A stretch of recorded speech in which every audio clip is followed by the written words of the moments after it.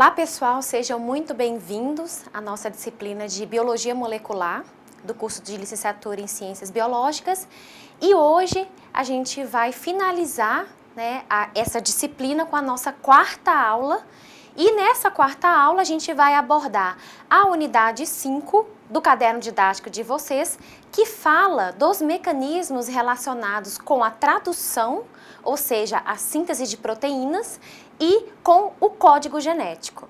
E aí a gente fecha o conteúdo da nossa disciplina.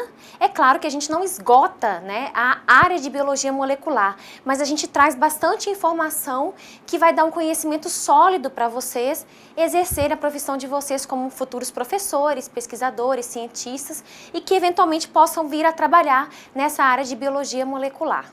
Vamos começar? Bom, o que a gente vai trabalhar na aula de hoje? Como nós já fizemos em todas as outras aulas, eu sempre gosto de colocar um sumário para vocês situarem de como que vai ser o desenvolvimento da aula. Então, a primeira coisa que a gente vai trabalhar na aula de hoje é o que é o mecanismo de tradução, tá? Aqui está colocado transcrição, mas é a tradução do DNA, que eu aproveitei o slide da aula passada. Então, o mecanismo de tradução, o que significa a tradução como um processo celular importante, qual é o produto final que é produzido e aonde que ele se encaixa dentro do fluxo de informação genética, que é um termo que a gente está repetindo em todas as aulas desde o início dessa disciplina. Depois a gente vai falar sobre a importância da tradução, quando que ela acontece, onde que ela acontece na célula, para a gente situar aonde que esse mecanismo ele ocorre em um organismo eucarioto e em um organismo procarioto. Porque a gente vê que desde a replicação do DNA, a gente tem algumas diferenças em termos de localização desses processos, embora eles sejam muito parecidos. Depois a gente vai falar um pouquinho sobre o código genético, tá? O que é esse código genético super importante. Essa é uma matéria que nos vestibulares, no Enem, ela cai bastante para os alunos do ensino médio e é um conteúdo que cada vez mais tem chamado a atenção, porque a área de biologia molecular e biotecnologia é uma área que o tempo todo tem sido falada nos noticiários, jornais e revistas, é um tema atual da biologia, então nós não poderíamos deixar de falar do código genético. E nós vamos falar, por fim, como que a tradução ela acontece, tá? Qual que é o mecanismo envolvido na tradução. Então vamos começar. Relembrando um pouquinho, esse slide ele estava na aula passada, quando a gente estudou a transcrição do DNA. Para a gente relembrar que tudo começa na molécula de DNA. Começa em que região da molécula de DNA? Numa região que nós definimos na aula passada, que é chamada de gene. O gene, ele é uma parte do material genético total do DNA. Na verdade, a célula tem vários genes espalhados pelas moléculas de DNA, pelas várias moléculas de DNA que estão presentes numa célula eucariótica. No caso de uma bactéria, apenas uma molécula. E essas regiões são regiões importantes porque elas contêm uma informação genética útil, suficiente, que está escrita num código de nucleotídeos e que vai ser usado pela célula para produzir um produto no final. Esse produto a gente viu na aula passada, como está mostrando no slide, ele pode ser simplesmente um dos vários tipos de RNAs funcionais que são presentes na célula. Nós vimos que existem 3 principais, mas existem outros tipos de RNA. O RNA transportador, mensageiro e ribossomal, mas tem outros tipos, pequenos RNAs, RNAs de interferência e por aí vai. Mas existe uma informação genética que está lá na molécula de DNA, lá no gene, que o produto final dessa informação genética vai ser uma proteína. Na verdade, a gente vai ver na aula de hoje que não é necessariamente uma proteína. A forma correta de falar é uma cadeia de polipeptídico. O que é a cadeia? A cadeia é uma sequência de aminoácidos. E por que eu não posso falar que é uma proteína? Porque existem proteínas que são grandes e complexas e elas são formadas por mais de uma cadeia de polipeptídeo. Um exemplo para vocês, a proteína da hemoglobina, que é a proteína que está dentro da hemácia, que é responsável por capturar, né, o oxigênio que circula no sangue, na nossa circulação sanguínea. A hemoglobina, ela é uma proteína grande que é formada por 4 cadeias de polipeptídeos. Então, cada cadeia de polipeptídeo que forma a estrutura da hemoglobina é codificada, né, a informação, a receita para produzir essa cadeia polipeptídica vai estar presente em um gene específico que vai estar lá na molécula de DNA. Então, todas as vezes que a célula precisar produzir uma hemoglobina, né, que é uma proteína, ela vai precisar acessar essa informação que está presente nos 4 genes que codificam, né, a hemoglobina, cada uma das cadeias polipeptídicas da hemoglobina. Bom, relembrando isso aqui que nós falamos, hoje a gente vai tratar especificamente de quê? Nós vamos tratar justamente do que eu destaquei aqui no slide, que é quando a informação genética ela é usada para produzir um RNA mensageiro e esse RNA mensageiro posteriormente, essa informação que está presente no RNA mensageiro, ela vai ser decodificada, traduzida num produto gênico que é a proteína, tá? Então, aqui mostrando novamente, né, o que é então a tradução do DNA. A tradução do DNA nada mais é do que a interpretação da informação genética. Então, é como se eu abrisse um livro e esse livro ele está escrito numa linguagem. E eu preciso interpretar essa linguagem, senão eu não vou entender a mensagem final. O livro ele é a molécula de DNA. Quando eu acesso aquele livro, não necessariamente eu tenho interesse em todas as páginas naquele momento. Então, eu posso ir em uma página específica. A página específica, o capítulo específico, representaria um gene. E aí, eu quero extrair aquela informação importante. Eu não vou arrancar a página do livro.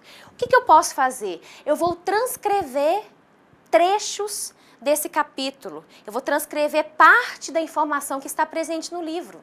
Então, quando eu escrevo isso num papel, algo que está, né, impresso no livro, eu estou mantendo a mesma linguagem, certo? Porque eu estou escrevendo em português, estou usando letras para escrever, eu estou copiando aquela receita. Esse é o mecanismo de transcrição. O que aquela informação significa, de fato, ela tem que ser interpretada. Então, eu vou ter que ler depois essa receita, esse trecho copiado, e eu vou ter que entender o que isso está sendo escrito. Essa interpretação da informação genética é o mecanismo de tradução.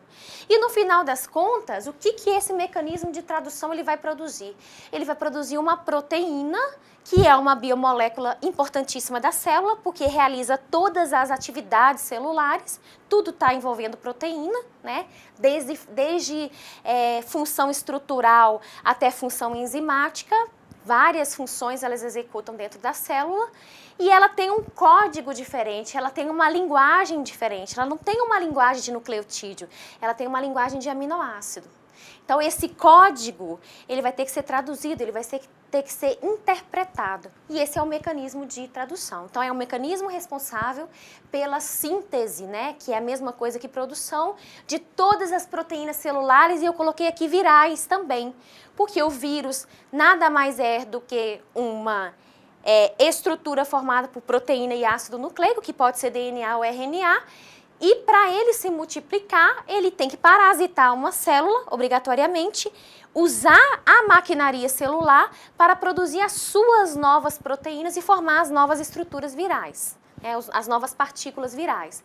E para isso, ele vai usar dos mecanismos, né, de cópia, que envolvem mecanismos muito parecidos com a replicação, e ele vai usar os mecanismos celulares que estão relacionados com a tradução para produzir as suas próprias proteínas. E aqui a gente está mostrando o fluxo de informação genética, que está mostrando, né, a informação genética começando a partir da molécula de DNA, sendo transcrita no RNA mensageiro e, por fim, sendo traduzida em uma proteína, que na verdade a gente tem que falar de forma correta, uma cadeia polipeptídica. Então aqui mostrando de novo, isso aqui também era um slide da aula passada, a diferença entre tradução e a transcrição. Então, no mecanismo de transcrição, ou seja, de síntese de RNA, e aqui eu estou falando do RNA mensageiro especificamente, a gente tem um gene, que é uma porção do DNA, né, da molécula fita dupla de DNA, que tem uma fita codificadora, que é o próprio código do gene, e tem a sua fita complementar, que é a fita molde. O que a gente viu na aula passada? Que a fita molde ela vai ser usada como informação de base para produzir a fita do RNA mensageiro pela transcrição. E essa informação genética do RNA mensageiro, ela tem a mesma linguagem. Que linguagem? Uma linguagem de ácido nucleico, porque o RNA tem uma química parecida com o do DNA, com aquelas diferenças que a gente já falou, a questão da base uracila, da ribose no lugar da desoxirribose, mas a linguagem ela é a mesma. Quando a gente pensa na tradução, a gente vê uma linguagem diferente sendo colocada aqui no mecanismo de tradução. A gente tem um RNA mensageiro que tem uma linguagem de nucleotídeos com 4 possibilidades de combinação diferente, né? Ou pode ser A, U, ou G, ou C. E aquilo ali pode dar, né, infinitas possibilidades de combinações de sequência. No mecanismo de tradução, a gente tem um outro tipo de linguagem que é relacionada aqui, que é a linguagem do aminoácido. Então, na célula, a gente tem 20 aminoácidos diferentes, né?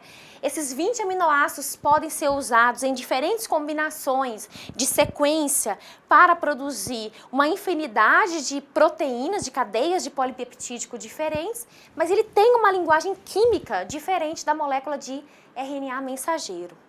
Uma outra coisa que é diferente, que a gente vai aprender na aula de hoje, é que a decodificação, ou seja, a tradução, interpretação, ela também é diferente.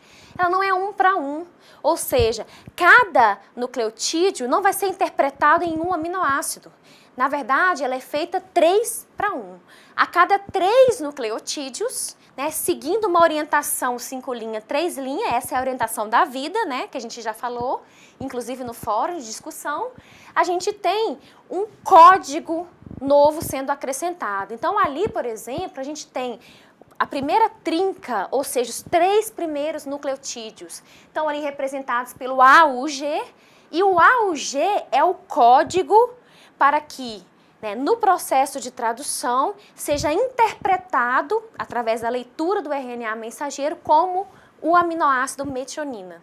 Então, todas as vezes que aparecer AUG nessa leitura de 3 em 3, na molécula de RNA mensageiro, os ribossomos, né, o RNA transportador, as estruturas responsáveis pelo mecanismo de tradução, elas sabem que ali vai ser colocado o aminoácido metionina. Seguindo a sequência, a gente tem CGU, arginina, CAU, histidina, GCU, alanina, e o GA, que a gente vai aprender hoje, ele não codifica nenhum aminoácido. Então, ele é um código que ele é interpretado como fim, ou seja, acabou a tradução, acabou a síntese daquela proteína, acabou a síntese daquela cadeia polipeptídica. E aí o processo ele é finalizado quando atinge um código de parada. Quando que ocorre a tradução? Pessoal, todas as vezes que a célula precisar produzir novas proteínas. Então, as proteínas têm uma vida útil, que vai variar de proteína para proteína.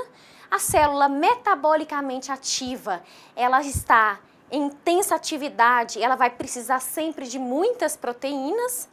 E aí, todas as vezes que ela necessitar de proteína, ela vai, né, iniciar esse processo de tradução. Lembrando que transcrição e tradução, né, mesmo eles acontecendo em compartimentos diferentes, uma célula eucariótica, que a gente vai ver hoje, no próximo slide, eles são processos que podem acontecer simultaneamente, tá? Por quê? Porque a célula no metabolismo ativo, a gente tem vários processos celulares metabólicos que estão acontecendo simultaneamente. Nem todo o RNA mensageiro que é transcrito, ele vai ser traduzido. Isso é um mecanismo importante de controle da expressão gênica.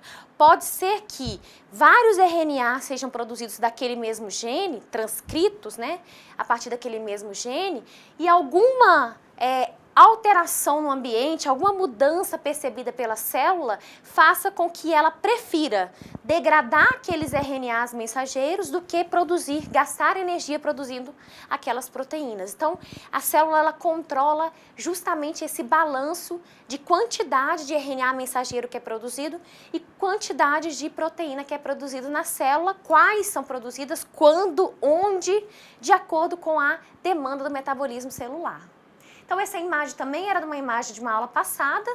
Toda vez que tem necessidade de produzir novas proteínas, a célula vai usar o mecanismo da tradução e a gente tem controle, né? Ela controla a eficiência desse processo e isso varia dependendo do gene, porque vai depender da funcionalidade daquele produto gênico. Então, se é uma proteína que tem uma demanda muito grande, ela vai ser produzida em grande quantidade. Se ela é uma proteína que tem uma demanda pequena, naquela célula, naquele momento, naquele tecido, naquele órgão, né, seja lá o que for, ela vai ser produzida em menor quantidade e a célula controla justamente a expressão gênica através de vários mecanismos, tanto durante a transcrição quanto durante a tradução. Onde que ocorre a tradução? Esse slide também era da aula passada, para mostrar para vocês e relembrar que numa célula procariota, né, nas bactérias, a transcrição ela acontece de forma simultânea com a tradução, foi o que a gente falou. Os três processos, né, replicação, transcrição e tradução, acontecem no mesmo compartimento, que é o compartimento único da bactéria, que é a própria bactéria, né, a própria célula bacteriana. Ela não tem um núcleo próprio, é a característica de todos os procariotos. E aí, a tradução, além de acontecer no mesmo espaço que o mecanismo de replicação, ela acontece simultaneamente à transcrição. Então, a partir do momento que está produzindo os RNAs mensageiros bacterianos, automaticamente já pode começar um processo de tradução e produzindo aquelas proteínas. Então, está meio que acoplado esses dois mecanismos. Já na transcrição, na tradução em eucariotos, a gente tem uma separação física desses dois processos.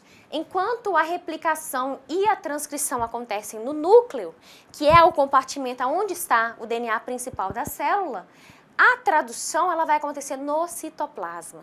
E aí a gente tem umas coisas interessantes. Por exemplo, o ribossomo, que é uma estrutura super importante no mecanismo de tradução, porque ele faz parte, ele auxilia esse mecanismo de tradução, ele é produzido, os seus RNAs ribossomais, eles são produzidos também no núcleo, através do mecanismo de transcrição, numa região que é chamada de nucleolo. E aí eles são parcialmente, o ribossomo ele é parcialmente montado na região do nucleolo e ele vai para o citoplasma e aí a montagem ela é completada, quando a tradução ela começa, a gente vai ver na aula de hoje, e a tradução, ao mesmo tempo, o RNA mensageiro que é produzido também no núcleo, tá? Porque ele é produzido pelo mecanismo de transcrição, ele sofre, que a gente viu na aula passada, de processamento. Então, a gente viu que o RNA mensageiro eucarioto, ele tem adição do CAP, da cauda poliar, remoção de introns, através do mecanismo de splice. Quando ele está maduro, ele tem condições de sair do núcleo e ir para o citoplasma para ele ser traduzido. Então, a tradução acontece no citoplasma e a transcrição e replicação acontece no núcleo de uma célula eucariótica. Quem que participa do mecanismo de tradução? Então, a gente tem aqui 3 elementos importantíssimos, componentes importantíssimos do mecanismo de tradução. A gente tem o RNA mensageiro, que é a própria molécula que tem aquela informação intermediária, que veio através do mecanismo de transcrição. A gente tem o RNA transportador, que é uma molécula que está transportando o aminoácido para ser codificado. E a gente tem o ribossomo, que além de criar todo o ambiente para que a tradução aconteça, porque ele se associa, ele liga no RNA mensageiro, e o RNA transportador se liga fisicamente no ribossomo, ele tem uma função enzimática também, porque é ele que vai catalisar a reação que vai aumentar a quantidade de aminoácidos na cadeia polipeptídica. Então, ele tem uma função enzimática também. Então, são os 3 elementos chave mais importantes, mas existem vários fatores, ou seja, várias proteínas acessórias que auxiliam o mecanismo de tradução. Então, nós temos os três aqui colocados, ribossomos, RNA mensageiro e RNA transportador. Bom, vamos falar rapidamente de cada um deles, nós já falamos em outras aulas. O RNA mensageiro, ele tem aquela mensagem, né? Ele tem um código que veio lá da molécula de DNA e foi transferido para o RNA mensageiro, então ele tem uma informação intermediária do gene. O RNA mensageiro procariota, a gente viu na aula passada que ele não sofre os mesmos mecanismos de processamento que o RNA mensageiro de eucarioto, que é mais complexo. Ele tem uma característica interessante, que é a possibilidade de, a partir de uma molécula grande de RNA mensageiro, que a gente chama de policistrônico, produzir várias proteínas. Então, ele teria informação, né, regiões codificadoras diferentes para produzir proteínas diferentes. E essas proteínas, elas colaboram em funções metabólicas muito parecidas. E nós temos o RNA mensageiro eucariótico, que ele sofre um processamento, que é a adição do cap, né, daquela proteção na extremidade 5' a adição de uma outra cauda poli-A na extremidade 3', que também serve de proteção, e a remoção dos intros pelo mecanismo de splicing, que é aquela região que não tem o código importante para produzir os aminoácidos. O RNA mensageiro, ele tem uma sequência de nucleotídeos, né? Vamos pensar no RNA mensageiro maduro. E essa sequência de nucleotídeos, ela é interpretada, ela é traduzida de 3 em 3. A cada 3 nucleotídeos consecutivos, a gente chama isso de códon, tá? Então, o códon é uma sequência de 3 nucleotídeos que, quando ela for traduzida, ela for decodificada, ela vai gerar um aminoácido no final do processo de tradução. Então, aqui está mostrando, por exemplo, eu coloquei esse slide no início dessa aula, então estou repetindo esse esquema, mostrando que uma tradução nascendo, né? E o início de uma tradução, começando com a metionina, arginina, histidina, alanina, e depois um código de parada. Seria um RNA mensageiro muito pequenininho, né? Aqui sendo mostrado. A leitura de códons, ela é sempre feita de 3 em 3, e aí vai depender de como que eu começo. Porque se eu pegar a molécula de RNA mensageiro e começar com os 3 primeiros nucleotídeos, eu vou sempre seguir de 3 em 3. Mas se eu pular o primeiro nucleotídeo e eu começar de 3 em 3, vocês concordam comigo que eu estou alterando o código? Então, aqui nesse exemplo, ele está mostrando, por exemplo, o RNA mensageiro, que ele tem um início CUC, né? E esse início, né, a sequência é a mesma nas 3 opções, opção 1, opção 2 e opção 3. Se eu começar a ler de 3 em 3, começando a partir da primeira citosina, eu vou ter um código que vai gerar no final leucina, serina, valina, treonina. Se por um acaso eu isolar o primeiro C e começar de 3 em 3 a partir do segundo nucleotídeo, eu mudo o código do códon. Se eu mudo o códon, eu mudo o código. Se eu mudo o código, a chance é muito grande de eu mudar o aminoácido. E aí eu mudo toda a sequência que está para frente. No final da aula, a gente vai ver por que isso é importante. Ou seja, gente, existem formas de leitura, 3 formas de leituras diferentes que podem ser feitas a partir da mesma sequência. Começando do início, pulando 1 e começando do segundo, pulando 2 e começando do terceiro. Em todas elas eu vou ter resultados diferentes. Opção 2 deu serina, alalina, leucina e prolina, e a opção 3 deu glicina, arginina, tirosina e histidina. Só porque eu saltei 1 e 2 nucleotídeos na hora de fazer a leitura. O ribossomo é um outro elemento super importante. Ele é um complexo, né? Alguns livros didáticos consideram, inclusive no ensino médio, o ribossomo como organela. Tem livros que não consideram que ele é uma organela. Tem alguns que falam que é uma organela não membranosa. Então, a gente tem uma certa indefinição, tá, do que seria o ribossomo. O fato é que ele é uma estrutura grande que é formada por muitas proteínas ribossomais e RNA ribossomal. E ele é responsável pela síntese de proteína. Isso aí é universalmente aceito. O ribossomo ele é produzido no nucleolo. O que é o nucleolo, professora? O nucleolo é uma região, não é uma organela, é uma região dentro do núcleo, onde vários RNAs são produzidos ali, inclusive os ribossomais, e a montagem parcial do ribossomo das duas subunidades acontece na região do nucleolo, e é uma região que aparece e desaparece dependendo da atividade metabólica da célula. Toda vez que eu observar uma lâmina, uma célula que está com um nucleolo evidente, isso é um indício de alta atividade metabólica daquela célula, porque está produzindo muito ribossomo, e porque está produzindo muito ribossomo, está realizando muita síntese de proteínas, tá? Possui duas subunidades, então tem uma subunidade menor e maior, por isso que ele tem aquela estrutura que parece um cogumelo, né, que a gente vê nos livros didáticos.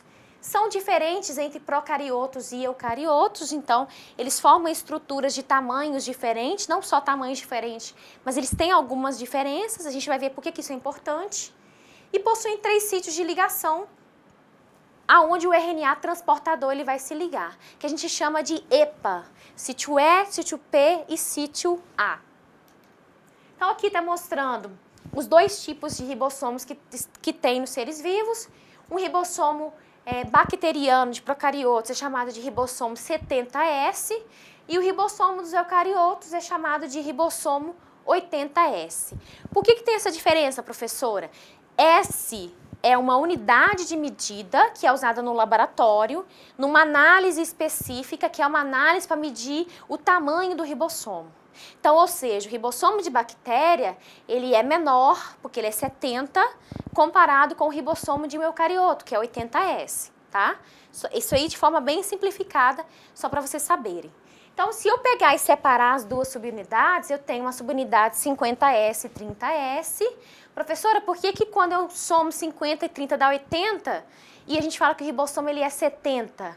Porque quando eles correm juntos ou separados, né, eles têm diferenças no resultado da análise que é feita no laboratório para dosar o tamanho do ribossomo. E no final das contas, eles se comportam como se eles tivessem 70 de tamanho, tá? Vários RNAs ribossomais e várias proteínas. O de mamíferos, ele é a subunidade maior 60S, a menor 40, também vários RNAs e várias proteínas ribossomais. Por que é importante a gente saber? Por que no ensino médio a gente acaba mencionando que o ribossomo é diferente? Porque quando a gente estuda bactérias com os alunos, a gente explica para eles que uma infecção bacteriana é curada com antibiótico, né? E antibiótico só mata a bactéria. E um dos mecanismos de ação de vários antibióticos é atuar impedindo, bloqueando a ação do ribossomo. E aí o aluno pode perguntar, professora, como que o antibiótico não bloqueia os meus ribossomos? Aí você vai explicar para ele. Não tem efeito sobre os seus ribossomos, porque o ribossomo de eucarioto, ele é um ribossomo diferente em termos de estrutura do ribossomo de uma bactéria. O ribossomo de uma bactéria é 70S. Então, o antibiótico só reconhece e bloqueia os ribossomos 70S. Ele não reconhece e bloqueia a ação dos ribossomos 80S, que são os ribossomos de eucariotos. Beleza? Então, vamos lá. Estrutura do ribossomo. Os 2 tipos de ribossomos, tanto de bactérias quanto de eucariotos, eles têm os 3 sítios, que a gente chama de sítio EPA. Então, o sítio EPA, o primeiro sítio, embora ele esteja no final, que é o sítio aminoácil, é o sítio onde sempre vai ser acrescentado um RNA transportador carregando um aminoácido. O sítio P é chamado de sítio peptidil, porque é o sítio onde vai estar a cadeia polipeptídica que está nascendo, que está aumentando de tamanho. E o sítio E é chamado de exit, em inglês, que significa saída. Quando o ribossomo passar por essa região, né, o RNA transportador chegar nessa região, ele é liberado do ribossomo e aí aquele sítio ele fica vazio para vir o próximo RNA transportador. Então, a gente tem a entrada pelo A e a saída pelo E o P é onde a gente tem a cadeia aumentando da cadeia polipeptídica, né, da proteína. E aí a gente tem a subunidade maior que fica por cima e a subunidade menor do ribossomo que fica por baixo. Bom, outra estrutura para a gente falar é a do RNA transportador.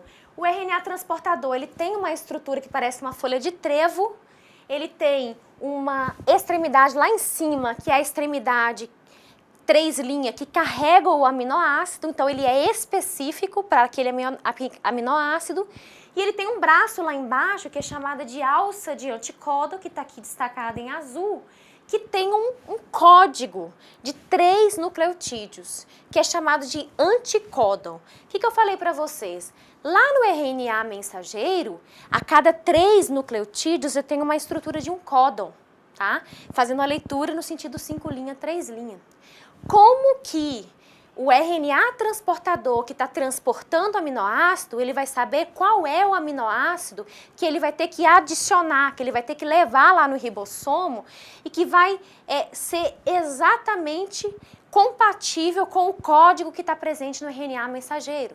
Porque ele tem uma sequência que é o anticódon que vai parear com a sequência do RNA mensageiro.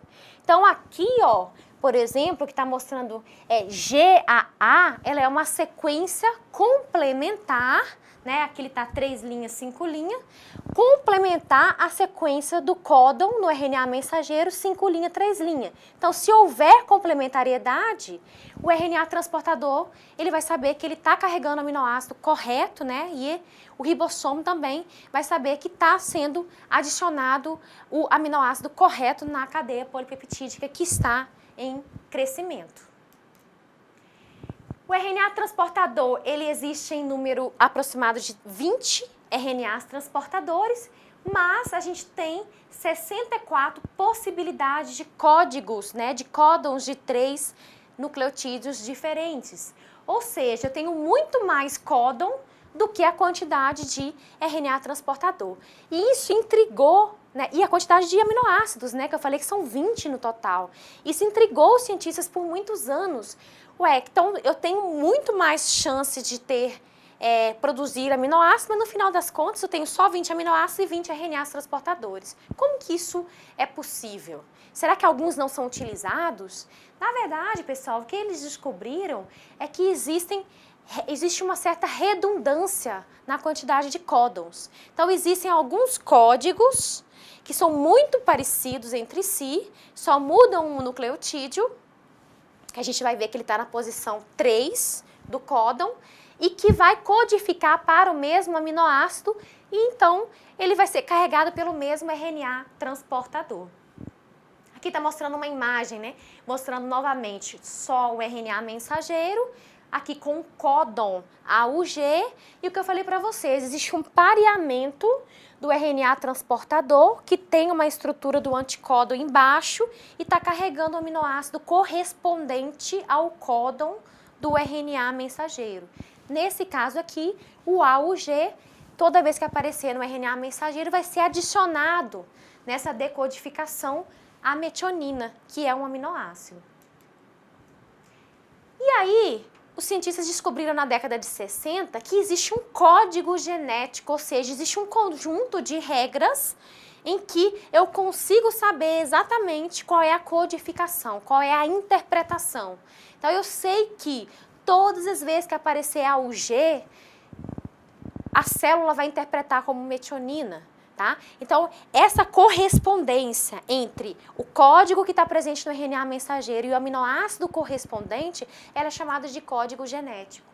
Então, é um conjunto de regras que relaciona o códon com o aminoácido correspondente. Como a gente mostrou nos slides passados, esse desenho esquemático aqui. Então, AUG metionina, CGU arginina, CAU histidina, GCU alanina e o GA não acrescenta nenhum aminoácido porque é um sinal para parar a tradução. Então, aqui mostrando o que é o código genético. Professora, eu vou ter que gravar o código genético? Claro que não. No Enem, vestibular, outros vestibulares, concurso, quando você for dar aula, quando você precisar dessa informação, você vai usar isso como guia. Tá? Ninguém decora esse tipo de informação que está presente aqui. Então, olha só, como que a gente interpreta o código genético? Ele tem, do lado esquerdo, né, uma coluna em amarelo, que é a primeira base para se orientar. Em cima em azul a segunda base e aqui à direita a terceira base. Então, por exemplo, eu quero saber qual é o aminoácido que corresponde ao código GAU. Então, o G é primeiro, o A é segundo e o U é terceiro. Então, o que eu vou fazer? Eu vou lá no código genético e eu vou procurar aonde que é a linha do G. Então, a linha do G, ela está em última posição. Então, eu vou lá no G. Primeira base é G. A segunda base, A. Então, aonde que está o A? É a terceira coluna em relação à segunda base. E aonde que está o U? É a a terceira linha em relação à terceira base. E aí eu vou descobrir que ele é o ASP. Aí eu vou olhar o que é ASP e eu vou descobrir que é o aspartato. Então, eu consigo decodificar aquela sequência. Então, se aparecer, por exemplo, para vocês na prova, uma sequência de RNA mensageiro, 5' 3', eu vou ler de 5' para 3', começando com os 3 primeiros, e eu vou olhar de 3 em 3 cada um desses códigos, e cada 3 nucleotídeos eu vou achar qual é o aminoácido correspondente. O que eu quero chamar a atenção de vocês aqui no código genético? De 4 códigos importantes. Toda vez que aparecer no RNA mensageiro o código AUG, significa que é o início. E isso é super importante porque orienta o ribossomo no mecanismo de tradução para ele entender aonde que está começando o processo. Todas as vezes que aparecer no RNA mensageiro a sequência UAA, UAG ou UGA, é o stop, ou seja, acabou a proteína, acabou a cadeia de peptídico, vai acabar o mecanismo de tradução. Por isso que nenhum aminoácido ele é acrescentado. E aí a célula desmonta todo o aparato de tradução dela, libera o RNA mensageiro, libera aquela proteína que foi recém-sintetizada. Então a gente tem código de início e código de término. AUG de início, UAA, UAG e UGA são os códigos de terminação. Os demais códigos, pessoal, a gente vai ter que, obviamente, sempre recorrer à tabela do código genético, porque a gente não tem condições de gravar essa quantidade de informação. Algumas características do código genético. O código genético ele é universal.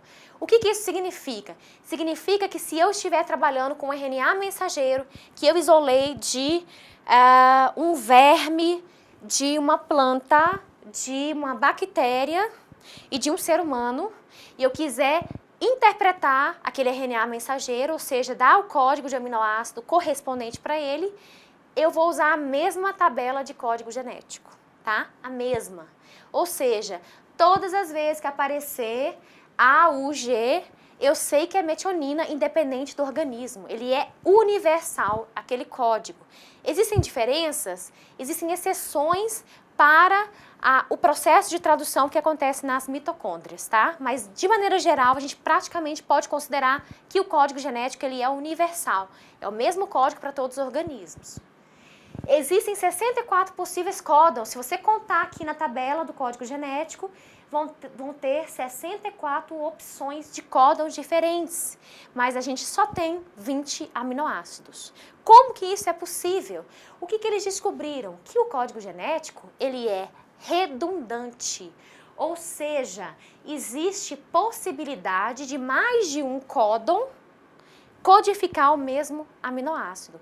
Se a gente pegar o primeiro ali, ó, que está colocado como PHE, né, é fenilalanina, porque está em inglês, a sigla é colocada em inglês. O aminoácido fenilalanina, ele é decodificado por 2 códons diferentes. Toda vez que aparecer UUU ou UUC, é fenilalanina. Então, o RNA transportador, carregando a fenilalanina, ele vai saber que aquilo ali é a fenilalanina que tem que ser acrescentada naquele momento, tá? A exceção é a metionina, que a metionina só tem um códon, que é o AUG, e o aminoácido triptofano, que também só tem um único códon. Os demais, eles têm pelo menos 2 opções ou mais possíveis. Por exemplo, de baixo, leucina, são 4 opções diferentes de códon que vai decodificar o mesmo aminoácido. Aí você pode me perguntar, professor, então eu tenho códons diferentes, muito semelhantes, mas diferentes, codificando o mesmo aminoácido. Existe a possibilidade do contrário acontecer, por exemplo, um mesmo código, um mesmo códon, codificar aminoácidos diferentes? Não, não existe essa possibilidade, tá? Então eu posso ter vários códigos, mas o aminoácido é único, tá? Não existe o contrário de raciocínio de possibilidade aqui no código genético. Uma outra característica, códons para o mesmo aminoácido são parecidos, sinônimos, e mudam apenas na terceira base. Então, vamos falar de novo aqui da leucina, que eu coloquei ela aqui ampliada. Existem 4 códons para leucina. O códon, ele está lá no RNA mensageiro, no sentido 5' 3'. CUU, CUC, CUA e CUG. O que mudou aqui, pessoal? Mudou a terceira base, ou seja, só a terceira base permite alguma flexibilidade, ou seja, mudar um pouquinho o nucleotídeo, mas mesmo assim, o aminoácido vai ser acrescentado corretamente, que vai ser a leucina. Ou seja, isso é uma característica, uma propriedade do código genético que é chamado de código genético degenerado. Permitir uma certa flexibilidade de códons sinônimos codificarem o mesmo aminoácido. Para cada sequência de RNA mensageiro, existem 3 possíveis modos de leitura, que a gente chama de fases de leitura, que eu falei para vocês no início da aula, quando eu estava falando de RNA mensageiro. Então, se eu pegar a primeira fita de RNA mensageiro e começar a ler do primeiro nucleotídeo, eu vou decodificar aquele RNA diferente de eu pular um nucleotídeo e começar a ler a partir do segundo, de eu pular 2 e começar a ler de 3 em 3 a partir do terceiro. Por que isso é importante, pessoal? Porque se acontecer lá na molécula de DNA ou no RNA mensageiro no processo de transcrição, uma inserção ou uma deleção, tá? Esses processos são chamados de mutação, quando eles acontecem no DNA, eu altero completamente o código de leitura. Então, se eu alterar tudo para frente, né, mudou aqui exatamente o nucleotídeo, removi o nucleotídeo no DNA, eu transcrevi ele com aquela deleção e eu vou decodificar com aquela deleção. Eu mudo completamente o código de leitura de 3 em 3. Qual é a consequência disso para a célula? Isso pode gerar uma proteína diferente, com uma propriedade diferente, ou isso simplesmente pode gerar uma proteína que não funciona, tá? Então, eu simplesmente...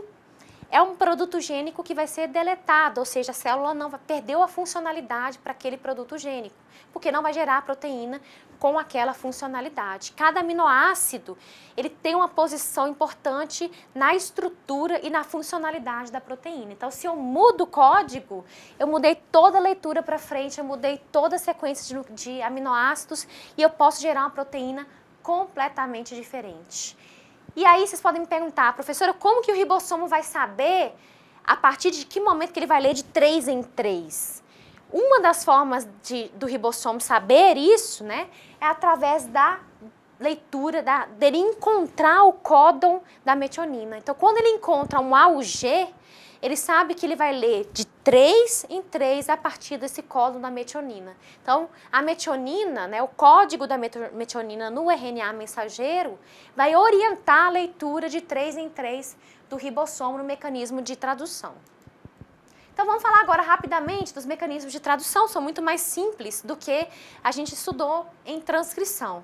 Bom, o mecanismo ele pode também ser dividido em 3 fases, início, alongamento e término, e ele vai envolver os 3 tipos de RNAs que a gente já falou, mensageiro, ribossomal e transportador, além de vários fatores da tradução, fatores de início, fatores de alongação e fatores de término da tradução, que são proteínas acessórias que vão orientar todo o processo de tradução, tanto em eucariotos quanto em procariotos. Então, aqui, o início da tradução em procariotos, ele tem umas certas orientações. Por exemplo, existe uma sequência lá no RNA mensageiro do procarioto que ela recebe o nome de RBS ou Shine-Dalgarno, em homenagem aos seus descobridores, que ela é uma sequência de sinal, ela é uma sequência de reconhecimento. Então, toda vez que o ribossomo se associar ao RNA mensageiro e encontrar aquela sequência da Shine-Dalgarno ou RBS, ele vai saber que logo à frente existe um sítio, né? Existe um código de início da tradução, que é o código AUG, que vai codificar a metionina, e ele sabe que a tradução vai começar a partir daquele momento, tá? Então, orienta aonde que a tradução do ribossomo ele vai começar. Então, essa sequência Shine-Dalgarno não está no início da molécula de RNA mensageiro. Ela pode estar em qualquer posição na molécula de RNA mensageiro, mas encontrando, ele sabe que vai começar dali para frente. Se vocês observarem ali no estágio 1 do início da tradução em bactérias, a gente tem só a estrutura da subunidade menor do ribossomo, que associa ao RNA mensageiro. A gente já tem o RNA transportador que está ligado a uma metionina, que nas bactérias é uma metionina modificada, uma formilmetionina. E aí, o que vai acontecer? O ribossomo, reconhecendo a sequência Shine-Dalgarno no RNA mensageiro, ele já vai posicionar o RNA transportador exatamente no sítio de início da tradução, que nesse caso aqui é o sítio P, e aí vai começar a acrescentar o primeiro aminoácido, que é a metionina. Então, encontrou o sítio de início, o processo ele pode continuar. E aí forma-se o complexo de iniciação, que é formado também pela subunidade maior. Então, encontrou a sequência Shine-Dalgarno, posicionou corretamente no sítio de início, vem a subunidade maior e fecha a estrutura do ribossomo, e aí a gente tem um início possível de ser começado. Então, a gente tem ali o sítio EPA, que eu falei para vocês. O RNA transportador ligado à formilmetionina vai se posicionar exatamente no sítio P, tá? Ali, complementar a sequência do códon no RNA mensageiro, que é a UG, e aí a gente pode começar a tradução do RNA mensageiro de procariotos. Em eucariotos, a gente tem uma estrutura bem parecida. A diferença é que começa logo do início, por quê? Porque quem orienta o início da tradução é o cap, que é aquela capinha, né, que protege a região 5' Então, a subunidade menor do ribossomo, que já está ligada ao RNA transportador com a metionina, ela já vai se posicionar a partir do cap e ele vai deslizar, ele vai percorrer o RNA mensageiro até encontrar o código de início, AUG. Encontrou o código de início? Posiciona o sítio AUG, né, o códon AUG no sítio P, ligado à metionina, né, o RNA transportador da metionina, vem a subunidade maior, fecha o ribossomo e a gente tem o complexo de início sendo formado. Existem vários fatores acessórios, proteínas acessórias, que assessoram todo o processo. Elas não estão representadas aqui para facilitar a interpretação, mas existem os fatores de início da tradução que auxiliam esse início. Alongamento. Como que vai acontecer o alongamento? Então, acrescentou o primeiro aminoácido. O que vai acontecer? O aminoácido, né, a cadeia que está crescendo vai sempre ocupar o sítio P, como eu falei para vocês, que é o sítio peptidil. E aí, um novo RNA transportador, trazendo um novo aminoácido, sempre vai entrar pelo sítio A, tá? Então, ele ligou lá no sítio A, ali está mostrando, seria o aminoácido de número 4. O que vai acontecer? Toda a cadeia, né, que já tem 3 aminoácidos, vai se ligar a esse aminoácido que está posicionado lá no sítio 4, no sítio A, aumentando a cadeia de polipeptídico. Aqui no passo 3, o ribossomo ele vai fazer esse movimento que a gente chama de shift, ele desliza. Para quê, professora? Para ele deslocar o RNA transportador do sítio A e liberar o sítio A para o próximo vir e transfere ele para o sítio P. Ao fazer isso, ele vai transferir o RNA transportador 3 para o sítio E, que é o sítio de saída, para ele ser liberado logo em seguida. E aí, o que vai acontecer? O RNA transportador no passo 4, 3, ele é liberado. Vem o próximo RNA transportador trazendo o aminoácido de número 5. E aí o processo começa de novo. Ele é acrescentado no sítio A, ele sempre entra pelo sítio A. Todos os aminoácidos que estão lá no sítio P vão ser transferidos para o aminoácido que está lá no sítio A. O ribossomo vai deslizar novamente, transfere todo mundo para o P. Quem estava no P vai para o E, quem estava no E sai do ribossomo e aí o processo ele vai continuar até atingir o códon de parada, de término. E aí, quando chegar no códon de término, como é que vai ser? A gente tem aqui mostrando o desenho. Então, nós temos aqui o ribossomo, a estrutura do ribossomo, a cadeia crescendo lá no sítio P, e aí o próximo sítio A, ele encontrou um UAG. Então, é para finalizar a tradução, perdão. Não existe nenhum aminoácido a ser acrescentado mais. O que vai acontecer? Existe um fator de finalização, um fator de término, que ele vai ocupar esse sítio aí. Ao fazer isso, o ribossomo desliza e ele acaba liberando. Ele libera a cadeia polipeptídica, ele libera o RNA transportador que estava lá presente no sítio P e foi para o sítio E, né, que é o sítio de saída. Ele desfaz, né, acaba desfazendo a estrutura do ribossomo, então separa a subunidade menor da subunidade maior, e aí acaba o processo, libera o RNA mensageiro. A proteína está pronta, ela vai sofrer um processamento, né, ela pode ter uma remoção, uma glicosilação, tem uma série de modificações que podem acontecer, ela vai assumir a forma final que ela tem que ter e ela vai exercer a sua função na célula. E aí acaba o término da tradução. É um mecanismo também bastante controlado pela célula, mas basicamente ele acontece dessa forma. E aí a gente finaliza, então, a tradução que acontece na síntese de proteína. Com esse último slide, a gente finaliza a nossa aula de hoje, também finaliza as aulas dessa disciplina. Eu espero que vocês tenham aproveitado bastante todo o conteúdo que foi feito com bastante carinho e dedicação para vocês e que vocês nos acompanhem, né? Tanto nos fóruns de discussão, nos chats, realizando todas as atividades e sempre que tiverem dúvidas, vocês podem recorrer tanto a mim quanto aos tutores, nós estaremos à disposição para auxiliá-los, né, a ter o melhor rendimento possível nessa disciplina. Um abraço, obrigada pela atenção de vocês, pela disponibilidade de tempo para assistir essas aulas e desejo sucesso para vocês nessa disciplina.